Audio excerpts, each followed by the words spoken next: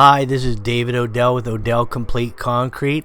Here's the setup of the garage foundation, and we're starting to pour the concrete. We're going to go 3 loads. We're going to go 32 yards on this job. So I'm kind of thinking my first 2 loads are going to go into the footing.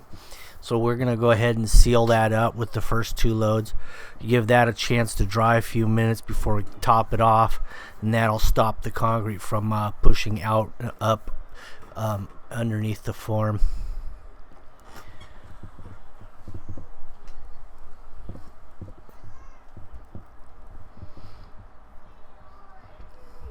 So there's not a lot of work to do at this point. Mostly it's just dragging the hose around and just filling up the big hole around the perimeter. What I did was on the spacing of these trucks, I got the first 2 back to back, and then I gave me about a 40-minute pause for the cap off. And that way the footing has a chance to set and it won't run out the bottom as much. Though this is the second load here. Now we're working on the 3rd load, and you can see that we topped off the stem wall on the one side, and it's holding real nicely.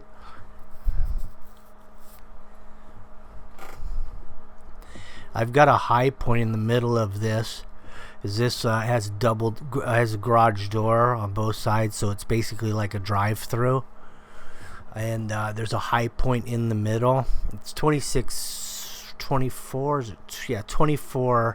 and 24 feet wide on the inside. So we have at 12 foot we have a high point. So water drains inside this garage in both directions out the big doors. It has 3 inches of slope and 12 feet. So all I had is one pin set in the middle to screed off of. And then of course my curb forms on the inside of where the slab is. Those are all ripped from 2.5 inches to 5.5 inches. It's basically a 2x6 that you start at 0 and rip it to 2.5. And then you have your built-in slope that you can rod the concrete to, and that gives you your slab slopage and grade. So what we're gonna do, we gotta pull these upright steel stakes out right now. You can see some of them are out already. I see one right there in the video that's not out. I think that's probably one of the ones that I lost. I lost 3 4-footers out of the 70 that I started with, so it was pretty good. I ended up just cutting them off with a grinder, 3 of them. So instead of 4-foot steel stakes, I ended up with 3 3-footers and 67 4-footers. It was all said and done. So I'm going to leave all those 45-degree angle stakes since they're not in the concrete, and it also holds the form there, which is good for the curing of the concrete by leaving that form. And then also you don't have to worry about it chipping when you pull the forms off. So we can take all the forms off tomorrow. All the anchor bolts are pre-hung. That's required for inspection. So all we had to do is pull the plastic clips that were holding them in place. We had 3/4 inch anchor bolts. That was the diameter. They were 12 inches long. And then on each corner we had on the door, the big door openings, we had 4x4s going in, so they had a side strap on those instead of like a CB66 or something like that. We just had an anchor bolt with a side strap that had screws going into the 4x4. So we ended up edging this stem wall with a hand edger on the inside because we knew we were going to strip it the same day and finish the inside of this curb face.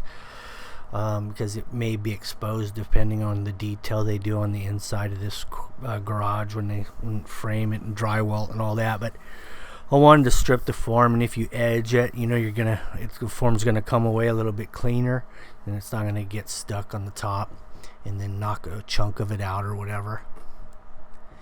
But all this wood I had oiled, but I oiled it a few days. You have to oil it before you put the steel in this situation, because You don't want to get the oil on the rebar, because if you do that, then you're not going to pass inspection. So you got to oil your wood before you put the steel in there.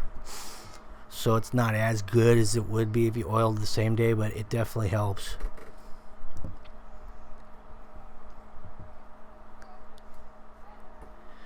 So here we are on the sliders, and we're just using some trowels. We've already funny troweled this. We've hit it with Big Blue and a couple Fresnos. And this is our final pass, and here's what it ends up looking like when it's all done. What we'll do here the next day, I'm going to strip these forms. The framer's going to come in. I'm going to lay some 2 mil plastic on this slab. Then I'm going to lay some 1/2 inch drywall over that, and they'll start framing away, and that way if anything falls onto the slab, it's not going to ding or scratch it. Also acts as a nice curing. It'll cure the concrete and hold the moisture in too with that particular system. So you end up with a stronger piece of concrete in the end when it's all said and done, and you're going to have less chances of cracking. In the old days, I used to cover them with burlap bags and then keep them wet. I just throw some Visqueen and some drywall. They have some curing compounds you can buy and spray on there too, but water curing is definitely by far the best. But in order to do that, what you would really want to do is sandbag these entrances and just fill the whole floor with water, and then you could actually have about a 3-inch water. You can make a little swimming pool out of this and just leave water on it. That would be the ideal situation, but we're not going to do that because framers are coming in.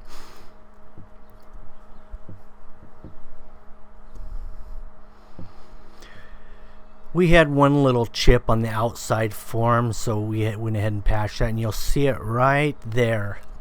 That's the chip that came off with the form, and we just patched it up. There's your sewer coming out of the side of that wall for the restroom or sink. There's also some plumbing in there. We also have the conduit stubbed up for the new sub panel. What's unusual is those are 3/4 inch by 12-inch anchor bolts for the plate, and then they would drop down to a 5/8 diameter for the 4x4s. But I think it's gonna work. Now, if you're going to do a garage floor or shed or slab or something like that, this is the type of floor you want to do. This will hold up under any conditions.